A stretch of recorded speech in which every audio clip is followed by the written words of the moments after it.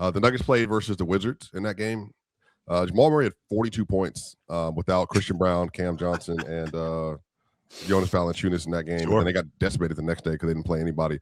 Jamal had 42 points that game. He had 6 assists. He was 5 of 8 from 3, 15 of 24 from the field. And real talk in particular, I want to ask you this. Jamal,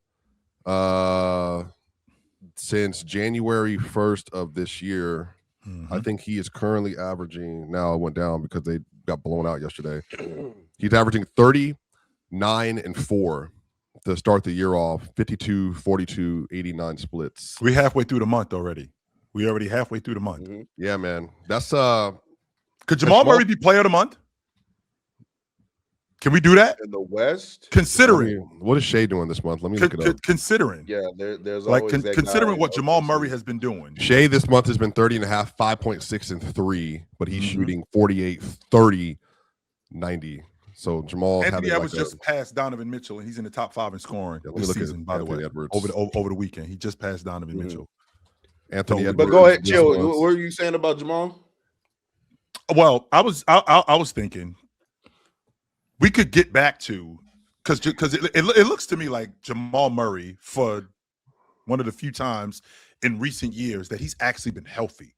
Like, he hasn't been healthy over the last couple of years. So a lot of the stuff that was hampering his game was because of his health. Pull-up jump shot, getting downhill, stuff like that, his ball handling. A lot of that stuff was because he didn't have that lift on his shot. He didn't have that burst because he couldn't get by guys. Well, he's doing a lot of that stuff now.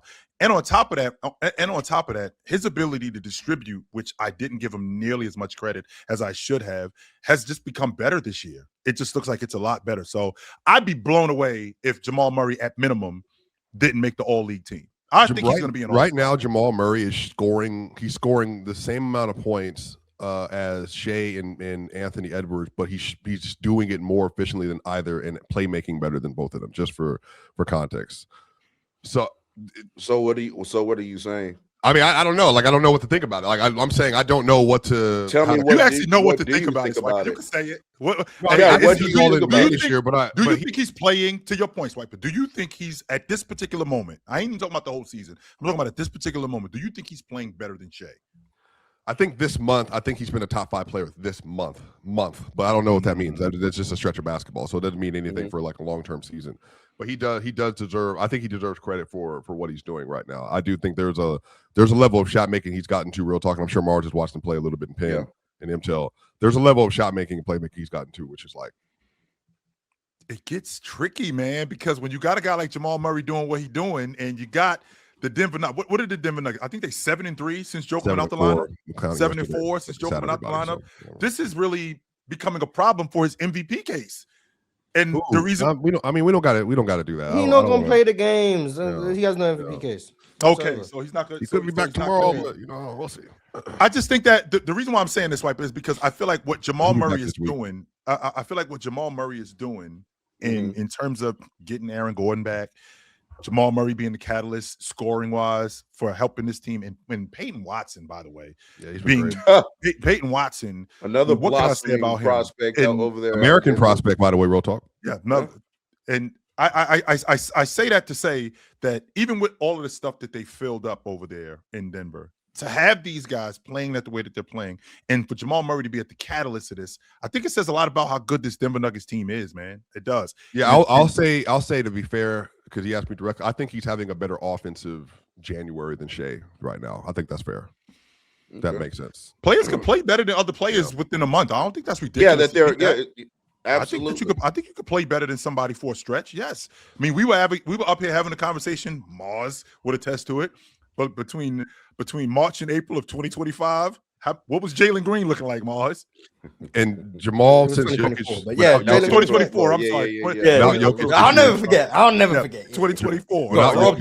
Jamal he's currently at 29 points per game, 5 rebounds, 9 assists. He's shooting 50, 42, 91 splits since without Jokic. That's impressive, man. Is he at 50.9 on the season?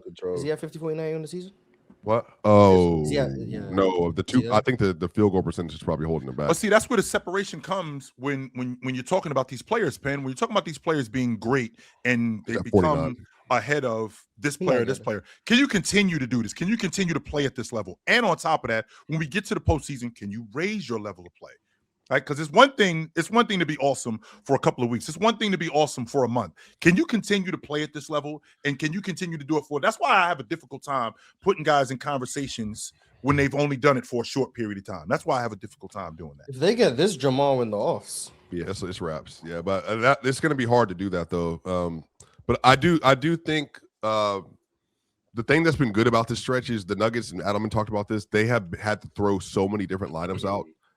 They're playing like, DeRon Holmes, Zeke, Tim Hardaway, and, Spencer Jones and like Jalen Pickett. I mean, they're just throwing stuff against the wall and, just trying to see if they can find lineups to work. And so I do think that will help them in the long term. But I think for me, I've just been so impressed with Jamal because I know a lot of Serbian fans in particular. They were like so concerned about like he's not going to be able to do this, and that. And I just think he's just turned into like, I mean, this is everything that you wanted for him coming out of Kentucky, I think, if that makes sense. I think we also leave out the fact that Jamal Murray has been in the league. What do we mean? We have to be, I think this is year 10, Brand, right now? I think 10 or 9, one of them. He showed up in 15 with Joker. 10. Yeah, You're 10. 16. You're 10. He showed in 16. Was it 16? 16. Yeah. 10 Book showed up in 15. I apologize. Yeah. So that's where I got that. I got that screwed up. So he showed up in 16. So we're in year 9. So that's I think that's the thing that people. I mean, we're in a space with Jamal Murray. What is Jamal Murray? 27. He'll be 29 in February. 29. Okay. So I mean, we're around this kind of like it's not a coincidence that he's playing the best ball of his career at this age. At this age, it's not a coincidence that he's doing that. On 50, 40, 90. That's pretty incredible.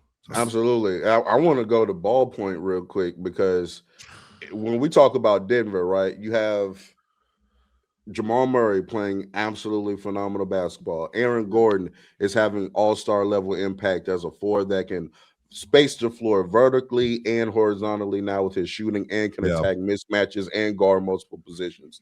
Now you also have a blossoming Peyton Watson who's now all of a sudden a 20-point per game scorer, right, who is also having a really good defensive year this year as well at the point of attack. Then you also have 3-and-D specialist Christian Brown.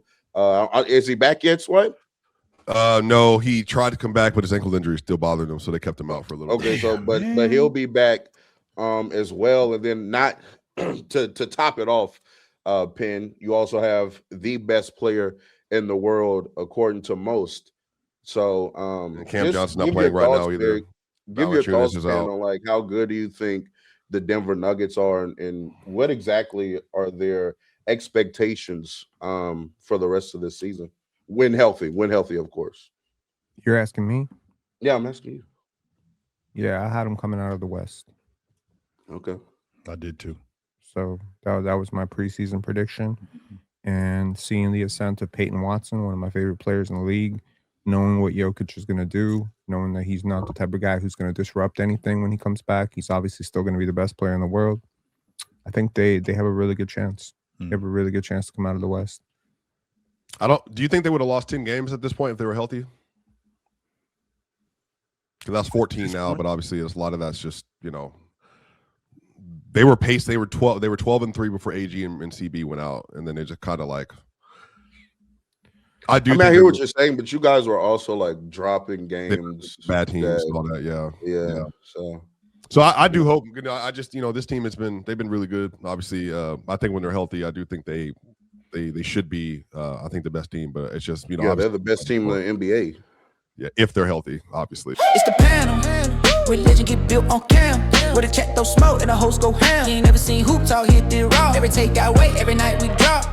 This that barbershop. Courtside, worldwide tone. Welcome to the only show that really feel like numbers jumping like the score.